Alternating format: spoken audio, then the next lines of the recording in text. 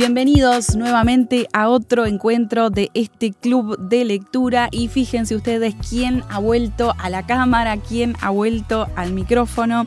The one and only Stefan Marchenko. ¿Cómo estás, Steve? Hola Alejandra, muchísimas gracias por invitarme nuevamente. La verdad que es un placer siempre, como saben, que tenga la posibilidad de estar acá. Y bueno, un gran saludo a toda la audiencia, a los oyentes y a los que nos miran. Gracias a vos, Steve, como te decía, por estar. Un placer poder siempre escucharte, aunque sea en este ratito que el tiempo siempre nos corre. Pero bueno, es un gusto, ¿eh? Steve es, para los que no lo conocen, es profesor de literatura y es magíster en Ciencias Humanas, opción Literatura Latinoamericana. Y esta vez, Steve, te invité a compartir algo que no tiene mucho que ver con literatura latinoamericana, pero que aún así vos te animaste porque... Casi nada, en realidad, de lo que hemos hablado tiene que ver con literatura latinoamericana. Sí, Borges nomás, ¿no? Solo Borges. Sí. Todo lo demás que hemos estado hablando va por otros lados. Así que bueno, para un próximo año tenemos que replantearnos el cronograma temático. La verdad es que yo hice mi maestría en Ciencias Humanas como marco general y en opción Literatura Latinoamericana, pero la realidad es que yo me he dedicado más que nada a la teoría literaria y eso como que tiene un alcance más universal, claro. Son categorías más que aplican a distintos espacios y literaturas nacionales e internacionales comparadas, etcétera. Entonces es como que también en realidad yo incluso doy clase no solo de teoría literaria y materias afines, sino también en literatura universal, más bien en estos periodos como lo que vamos a trabajar ahora, que tiene que ver con literatura universal europea, estadounidense. Me he dedicado más que nada a eso en los últimos años. Entonces, claro, la parte latinoamericana muchas veces la trabajo teóricamente en autores, en ejemplificaciones, digamos, textuales o en autores o en manifestaciones, en géneros, etcétera, pero en realidad no trabajo específicamente hoy en día con literatura latinoamericana, por más que mi tesis tuvo que ver, sí, con la crítica rioplatense, con Borges, con críticos latinoamericanos rioplatenses, pero muy ligado a la metacrítica, al problema teórico de la crítica literaria, que son las cosas que más me interesan. Entonces, o algunas de las cosas que me interesan, además de la relación de la teoría literaria con la teología y con el pensamiento cristiano, que me interesa muchísimo.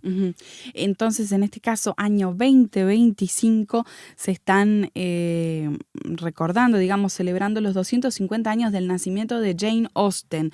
Jane Austen, para quizás quien no la tiene presente de nombre, podemos hablar de quizás su novela más conocida, Orgullo y Prejuicio, que fue llevada al cine. Quizás alguno conoce un poquito más hay una película bien icónica, bien conocida, y justamente con ocasión de esta celebración, ahí está, de los 250 años de su nacimiento, te invitaron, Steve, a ofrecer una especie de charla acerca de esta autora, un poquito de su obra, en el Instituto de Profesores Artigas. Sé que es el instituto que forma los docentes, los profesores aquí en la ciudad de Montevideo.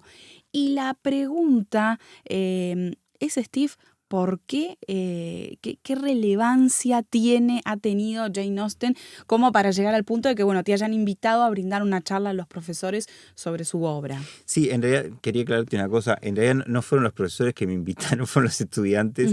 Y en realidad fue una inquietud de ellos por el hecho de estos 250 años de Jane Austen.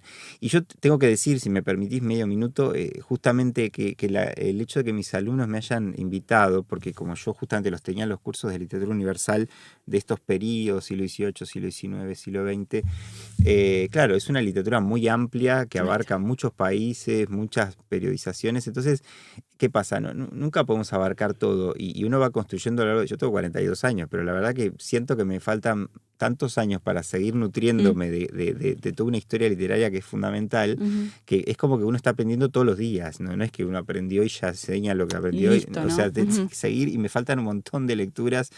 ¿Y qué pasa? Jane Austen era una autora que justamente yo la conocía, te diría que de oídas, voy a ser sincero, porque en realidad en mi familia, por ejemplo, siempre hubo libros de Jane Austen, tanto de mi madre como de mi tía, pero yo nunca me embarqué mucho en su lectura. Ahí está. Y la verdad es que a raíz de de esta invitación que me extendieron algunas alumnas, especialmente que ellas sí eran bastante fans justamente de ella por las películas, más que nada, de los últimos años, como que ellas desde ahí se habían entrado, por lo que creo, y si no, también habían obviamente empezado a leer antes sus novelas, algunas, otras a partir de las películas, pero lo que te quiero decir es que había mucho interés de ellas y cuando me plantearon lo de los 250 años, que me dicen, no, porque ahí se están haciendo festejos en varios lugares y qué sé yo, Sí. tendremos que hacer algo acá en el IPA. Porque hay una sociedad, Jane Austen Sí, creo que es sí. inglesa, Claro, ¿no? Supongo, sí. que como que reúne un poquito todas las Sí. actividades, ¿no? Y entonces me plantearon hacer ahí, como yo era docente de literatura universal de todo ese periodo, acepté el desafío. Claro. Pero vos sabés que he hablado con colegas, incluso colegas mujeres que trabajan en la misma área que yo, y me decían lo mismo, que me dice, yo no sé por qué nunca elegí a Jane Austen para trabajarla, porque son autoras que están en ese periodo, que además hoy en día incluso hay un interés por las autoras mujeres, pero como que Jane Austen a veces ha pasado un poco al olvido en algunos contextos. ¿Se la subestima, ¿no? Steve? Sí, yo creo que en algunos casos sí, en otros no. Podemos hablar un poquito de eso, pero un poco lo que pasa, por ejemplo, en secundaria, si no recuerdo mal, yo creo que en los programas de los últimos planes de estudio, yo creo que estaba Jane Austen como para una autora que se podía trabajar en sexto año, por ejemplo, en el último año. Pero eso no quiere decir que los docentes la elijan, porque los docentes tienen muchas opciones. Y claro, en mi caso me pasó que a raíz de este desafío me empecé a empapar más en la obra de Jane Austen y a decir, bueno, por fin, en algún momento de mi vida tengo que empezar a trabajarla, ¿no? A leerla. Y este año lo asumí como desafío y de hecho la incorporé a uno de mis cursos y estuvimos trabajando a raíz de eso en este último semestre, justamente. Acá tenemos el retrato de Jane Austen, digamos. Que fue un grabado justamente de Cassandra, la hermana. Por la ¿no? época, estamos hablando de que nació, ya te estoy diciendo, en el 1775 y falleció en el 1817, relativamente joven. Sí, 41 años. Y vivió siempre en el campo de Inglaterra, podríamos decir, ¿no? Justamente. En la zona rural, deberíamos decirlo mejor. Sí, el otro día hablábamos contigo y vos me decías un poco por qué leer a Jane Austen, ¿no? Y qué importancia puede tener. Y yo pensaba, la verdad que tendremos que dedicarle, yo te diría más de un programa a hablar de programas. eso. Pero, y porque además no tengo clara la respuesta, pero vamos a intentar hablar de eso, porque eso que vos decís me parece fundamental. El contexto en el que ella se crió allí, en esa zona rural, en ese espacio, yo creo que hace mucho a lo que ha sido su literatura y el porqué de, como decías vos, quizás en algunos casos olvidada a veces, subestimada por otros momentos. Y ¿qué pasa? Jane Austen viene de una familia justamente de, digamos, de lo que podría ser una especie de nobleza venida a menos, que se va volviendo cada vez más una especie de burguesía, digamos, en Inglaterra, ¿no?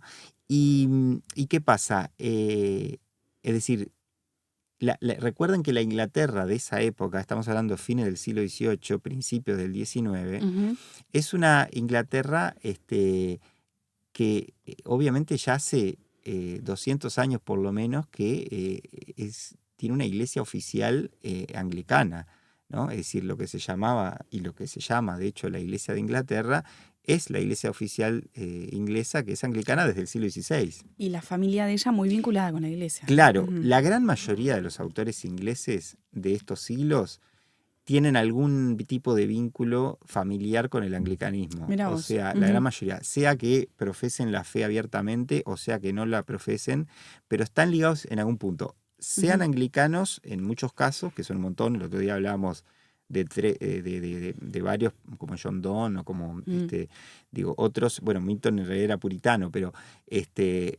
digamos, está lleno de anglicanismo, digamos, en la cultura inglesa. ¿Qué pasa? Después están los no conformistas, que son los grupos protestantes no anglicanos, que además en el siglo XVIII se da que aparece el metodismo, que es muy cercano en ese momento histórico a lo que luego son la mayoría de los grupos evangélicos hasta hoy. Es decir, un énfasis en aquel momento en la evangelización, en la santidad, en la búsqueda de la escritura, de un método personal de santificación. Todo eso el metodismo en el siglo XVIII lo va desarrollando con John Wesley y todos los continuadores de lo que llamó el movimiento de santidad. que te diría que es antecedente de los movimientos más de santidad del siglo XX, como puede ser, por ejemplo, el pentecostalismo, en sus orígenes, ¿no? Después pueden tener cambios, van teniendo cambios históricos, pero en ese momento son como la vanguardia en cuanto a la evangelización, en cuanto es donde empieza el concepto del predicador itinerante, que después en el siglo XIX se desarrolla muy fuertemente en Estados Unidos, por ejemplo, con los grandes predicadores que van con las carpas y hacen campañas. Bueno, en el siglo XVIII esto aparece. El anglicanismo es que era como otra cosa, ¿no? Una iglesia más formal, más institucionalizada. Más desde el Estado, ¿no? También. Que estaba ligada al poder monárquico, además. Ahí está. Y entonces, en todo lo que es lo que son las sucesiones monárquicas que se dan del siglo XVII al siglo XVIII y al siglo XIX, muchos nacen en ese contexto donde algunos son partidarios del anglicanismo ligado a ciertos poderes y otros son no conformistas, están por fuera, como había pasado antes con los puritanos, como te decía, y con los presbiterianos y otros grupos. Lo que ocurre acá en el siglo XVIII, en el contexto de Jane Austen, es que ella, que a veces se la piensa como una autora del siglo XIX, pero ella en realidad vivió pocos años del siglo XIX, claro. Y aunque varias de sus obras se publican ahí, en realidad habían sido escritas varios años antes y por lo tanto recrean. Es decir, es cierto que algunas sí fueron escritas ya en el siglo XIX, pero lo que te quiero decir es que recogen más el espíritu que venía del siglo XVIII, que lo que luego va a desarrollarse en el romanticismo del siglo XIX. Pero ya incluso parece que anticipara cosas. Pero volviendo a esto que te decía, Jane Austen viene de una familia donde su padre era pastor, ¿no? Ella se cría en una rectoría. Las rectorías eran justamente los lugares donde los pastores, los ministros anglicanos, digamos, que desarrollaban su tarea, vivían con su familia en una casa rectoral, o sea, en una casa que generalmente se le brindaba para que el pastor se dedicara a la obra pastoral.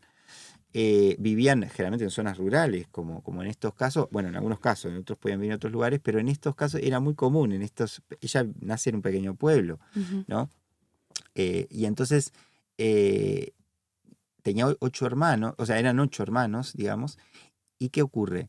Los terratenientes que tienen propiedades, o sea, los que eran los burgueses de la época, digamos, que van teniendo distintas propiedades y que van prosperando económicamente, en comunidades pequeñas, en pequeños pueblos como estos, lo que hacen es como bancar económicamente, por decirlo de alguna forma, a los pastores locales, digamos. Claro. Entonces se dedican a eso. Entonces, ¿qué pasa? Muchos hijos de estas familias nacen en ese contexto, y eso le pasó a Jane Austen. Y se impregna entonces su literatura de este sentir, digamos, religioso, o por qué no, cristiano, espiritual, en el que ella habitaba, ¿no? Su casa, su familia.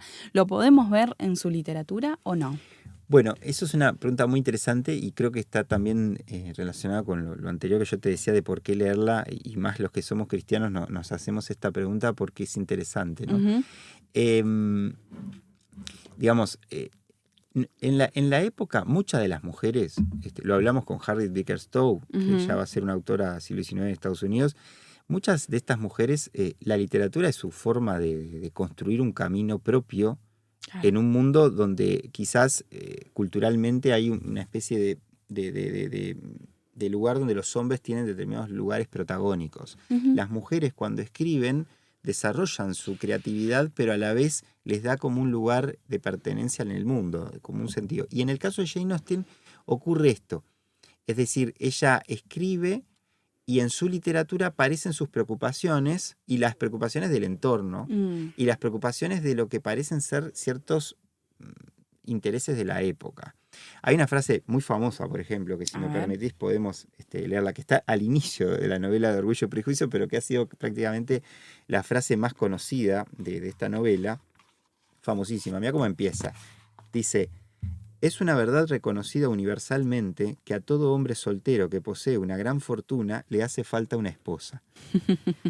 Esto ha sido famosísimo y en realidad caben muchas lecturas, porque, por ejemplo, Orgullo y Prejuicio es una novela que un poco trata de este problema como lo dice bien el título. De hecho, la primera versión de la novela, que llevó unos años para que pudiera ser publicada, se iba a llamar Primeras Impresiones y se llamó finalmente Orgullo y Prejuicio, porque justamente lo que hace es plantear la dicotomía de la actitud orgullosa de un personaje y de la actitud basada en prejuicios de la otra, que de alguna forma tienen que madurar y crecer para poder entender al otro desde el plano amoroso.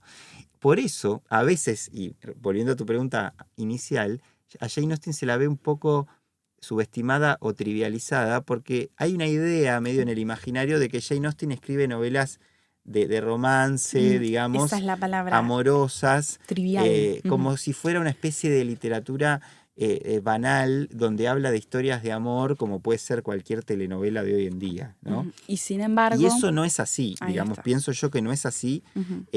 por más que esos temas obviamente en sus novelas aparecen, pero fíjate, hay como dos lecturas en cuanto a la recepción crítica que se ha hecho históricamente sobre su obra, Ujú. muchas más de dos, pero hay dos antagónicas, y es que cómo interpretarla, ¿no? Entonces, porque las historias como la de Orgullo y Prejuicio, yo no voy a spoilear para que la lean, pero, pero muchas, incluso en Persuasión o en Sentido y Sensibilidad, que son otras de las obras, o en Emma, son novelas donde el tema amoroso, el tema del matrimonio, el tema de las familias, el tema de los vínculos sentimentales, de los vínculos familiares, fraternales, y todo eso aparecen constantemente como preocupación. Pero además el tema económico ligado al matrimonio, a la familia y todo eso, como dice esta frase que leíamos, es clave porque, claro, ¿qué pasa? Hay una idea de que en Orgullo y Prejuicio está este problema de qué pasa con las mujeres cuando no tienen un esposo que pueda sostenerlas económicamente. Y por otro lado está el tema de qué pasa con los hombres que han heredado alguna fortuna o tienen de familias, por ejemplo, de terratenientes o de antiguos nobles Ujú. que se han empobrecido, pero que, bueno, algo les quedó. Bueno, ¿qué pasa con ellos en cuanto a la construcción de una familia? Todas esas preocupaciones eran típicas en la época, que uno podría decir que parecería que recogen temas provincianos, ¿no? O sea, como de, bueno, y rurales, ¿no? Como de la vida Sí. campestre, las pequeñas zonas con pocos habitantes, donde los grandes problemas del mundo no parecen que le interesen, aparentemente, pero de hecho es una de las críticas que ella fue recibiendo, como diciendo que todas sus obras hablan de temáticas más domésticas, más locales, Ujú. y diciendo, y bueno, ¿y por qué no está hablando de política o de lo que está pasando en el mundo de Inglaterra de ese momento? De hecho, hay un crítico, Ujú. Edward Said, por ejemplo, que hace una Mm. lectura postcolonial de Mm. los autores, Mm. y él dice como que Jane Austen, en algunas de sus obras, por ejemplo en Mansfield Park, que es esta novela, como diciendo, no habla de por qué los ingleses se habían enriquecido a costa de otros, o por qué el imperio británico logró determinado crecimiento y se volvió un imperio, como diciendo, ¿por qué Austen no se plantea esos Y asuntos? ¿Por qué los da por sentado? porque quiso escribir otra cosa. Bueno, eso es lo que le hubiera, eso es lo que le hubiera respondido, por ejemplo, Harold Bloom, ¿no? Que tiene un libro que se llama Cómo leer y por qué. Y él defiende a Jane Austen en ese sentido, un poco ante este tipo de críticas, y dice, la autora, digamos, se cría en un contexto donde ella, por ahí, es cierto, puede haber naturalizado ideas que capaz que Y para otros son además, cuestionables, y dice, pero ¿por qué tiene que cuestionar o plantearse problemas que a otros les interesan? y por qué también la cuestión familiar y relacional y social No sería relevante. no es tan Claro, importante como otros temas, claro. ¿no? Bueno, Porque digo, ahí vas viendo cómo ciertos temas que para familias de carácter cristiano, digamos, tienen como importante en el sentido de que una sociedad se construye desde el ámbito familiar, desde el claro. vínculo, Y desde desde el la carácter, realidad, ¿no? y Porque eso es fundamental. se En Jane habla Austen el mucho carácter es de las claro. personas, ¿no? Ujú. Se trabaja eso. El carácter de los personajes, la evolución, la maduración, la moraleja que tiene que ver con la evolución del personaje o de los personajes masculinos, femeninos, las protagonistas, las heroínas, como se les llama a veces, de las novelas de Jane Austen, como Elizabeth Bennet, por ejemplo, que es la protagonista de Orgullo y Prejuicio, Ujú. son personajes donde, digo, quedan recordados en el imaginario después. Se Ujú. vuelven símbolos y tópicos sociales, porque ilustran características que hacen a la persona común y corriente. Y eso es interesante, porque ella, fíjate que se anticipa al romanticismo en parte, Ujú. pero mucho al realismo también.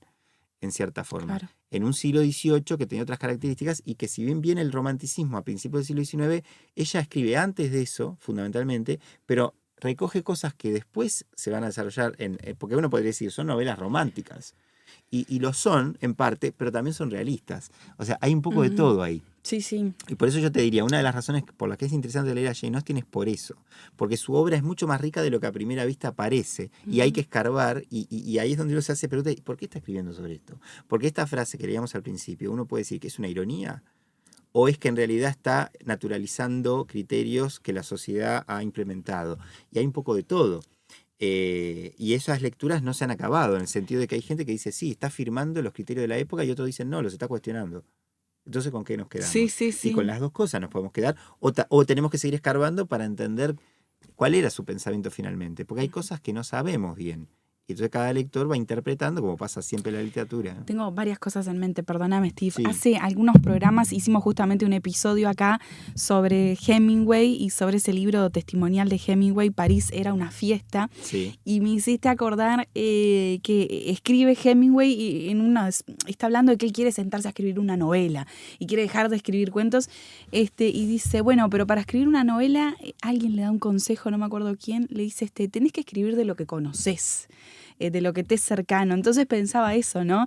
De pronto los escritores, o en este caso Jane Austen, escriben de las cosas que vivencian, que son sus experiencias cotidianas, que son su forma de vivir y que nos deja, me parece a mí, ¿no? Ahora, 200 años después o más de 200 años, un testimonio histórico tremendo, ¿no? Porque también me parece que con el paso del tiempo estas novelas cobran ese valor de tener un registro histórico de primera mano de una mujer, de cómo vivían y se relacionaban las familias hace 200 años en ese contexto, ¿no? Además, digo, con el paso del tiempo son novelas que cobran un valor tremendo. No sé sí, si estás de acuerdo. sí, Ujú. totalmente, porque de hecho yo creo que sí, y ahí un poco es mi idea. Una lectura que yo hago, no es la única obviamente, porque además uno hace una lectura y pasa otra y otra y otra, pero una de las que me planteo Ujú. es esta idea de que yo creo que Jane Austen eh, intentaba plasmar preocupaciones que tenían que ver con su círculo, con su entorno cercano. Imagínate criarte en el medio del campo o en una población un poco con esas características, que después se mudó además y Sí. fue más porque además de hecho tuvo que vivir en una mansión del hermano, este, mm, pero digamos, imagínate criarte en ese contexto, en una familia pastoral donde estás habituado a ir a la iglesia todo el tiempo, donde tus preocupaciones principales son vivir la cotidiana en ese contexto, donde dependés económicamente de los terratenientes que, digamos, te dan un sueldo para que vos puedas darles la administración espiritual, pero que tampoco te permite desarrollarte mucho más, como le Ujú. pasaba a la mayoría de las mujeres de la época. La literatura es una forma de construcción de un espacio propio ahí, y Wow. que Ujú. recoge obviamente las preocupaciones de la época, y lo traslada a otras cosas. Pero, por ejemplo, fíjate qué curioso, que hay una novela que es La Abadía de Northanger, que se ha planteado muchas veces que en esa novela ella cuestiona cosas que empiezan luego a desarrollarse muy fuertemente en el romanticismo, que es, por ejemplo, el tema del gótico. Las novelas más que vemos en mucha literatura ya del siglo XIX, novelas de misterio, suspenso, de horror, con historias de fantasmas, con historias de personajes, digamos, monstruosos, con todo lo que es después el contexto de Drácula, de Frankenstein, ¿verdad?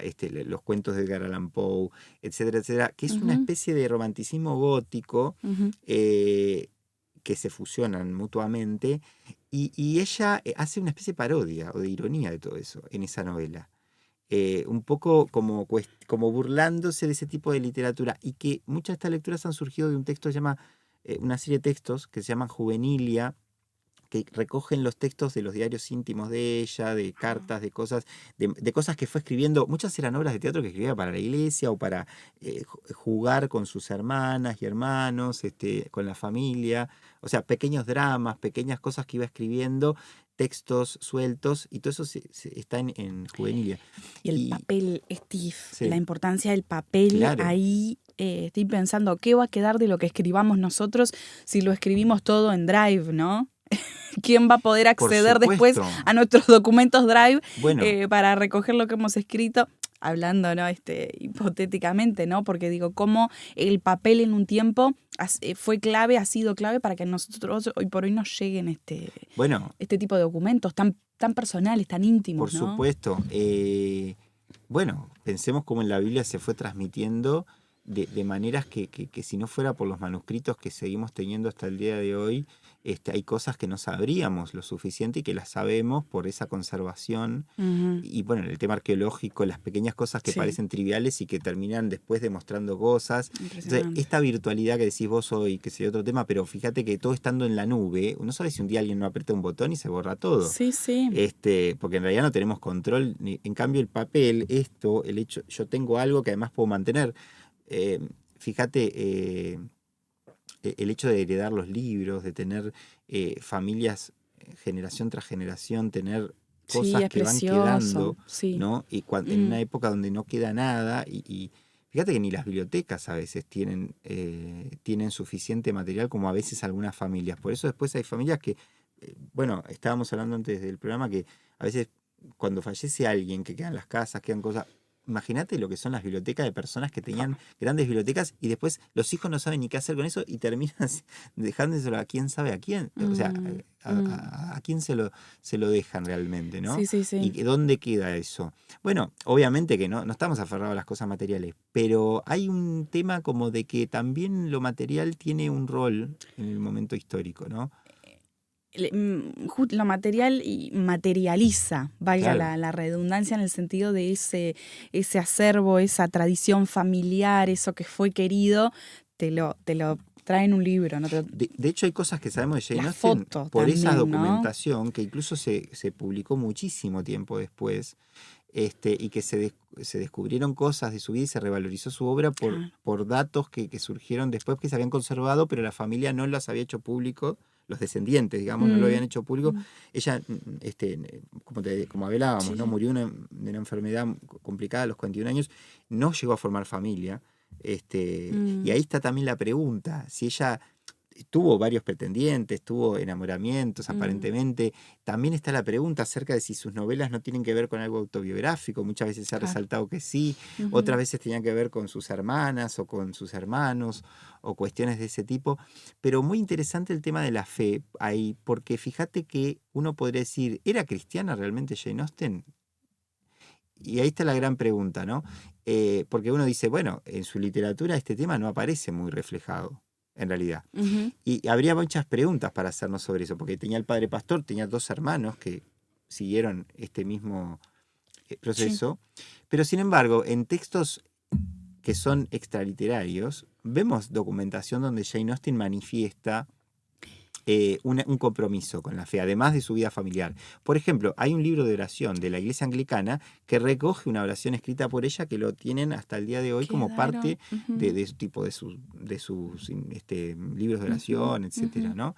Entre Sí, otras cosas, sí, sí, sí. ¿no? Me ibas a preguntar algo, creo. No, no, ya cerrando porque se nos fue la Sí, hora como como siempre, pero siempre. sus novelas fueron publicadas desde el primer momento con su nombre, Steve, No, te no. consulto porque sé que en alguna época las mujeres a veces se ponían un seudónimo Sí, sí, sí, sí, sí. masculino. En el caso de ella fue así, justamente. Ah, El mirá. padre intentó publicar algunas de sus novelas primero y no tuvo suerte al principio, después sí se pudo dar y aparecen, de hecho existen la documentación de cómo salió, em, pueden rastrear, investigar un poco cómo fue esto, pero sí, escribía después o sea, cuando aparecen las primeras novelas, después en las siguientes dice tal obra de la misma autora de la anterior, ¿no? Wow, Y como que figuraban así muchas veces en las tapas. qué Este, interesante. sí, y era un poco eso que decís vos, había como una necesidad también de que las mujeres como que asumieran determinado rol más secundario, no era tan común. pero muchas que se destacaban por eso, porque lograban consolidarse luego, y creo que es el caso de ella, que es una autora hipercanónica, ¿no? O sea, no es una autora desconocida para nada, No. pero que, como te decía, fíjate que yo me preguntaba, ¿por qué no leí mucho a Jane Austen? Y bueno, porque a lo largo de la vida te dedicaste a leer otras cosas, y sí, es una autora que la estudiaste en general, su contexto, su periodo, pero nunca te empapaste lo suficiente en sus obras. Sí. Y entonces como que decís, bueno, en algún momento tenés que hacerlo. Y bueno, este año para mí fue una oportunidad de profundizar en eso. Y bueno, es un desafío para todos nosotros. Y podría ser también el año para nuestros telespectadores, para nuestros oyentes, para que ustedes también conozcan algo de Jane Austen, si es que todavía no han leído. Bueno, miren qué preciosos libros que ha traído el profe Steve. Sí, unas tapas divinas. Persuasión, Mansfield Park, que la nombraba, Orgullo y Esta Prejuicio. de Orgullo y Prejuicio es una belleza. Sí, es muy linda. Yo tengo acá Orgullo y Prejuicio, en realidad son 2 novelas, hay otra, 2 novelas inglesas, otra que no la conozco tanto, pero es una edición un poquito más viejita, de la década del 50, una cosa así. La segunda novela es Cranford, de Elizabeth Gaskell. No recuerdo si la leí. ¿Sí? ¿La conoces? Mirá. Sí, no la he leído, pero la conozco. ¿Conoces? Sí, Ahí sí, está. Sí. Bueno, una edición un poquito más viejita, del viejo estilo. Esa de Orgullo y Prejuicio me encantó, Steve.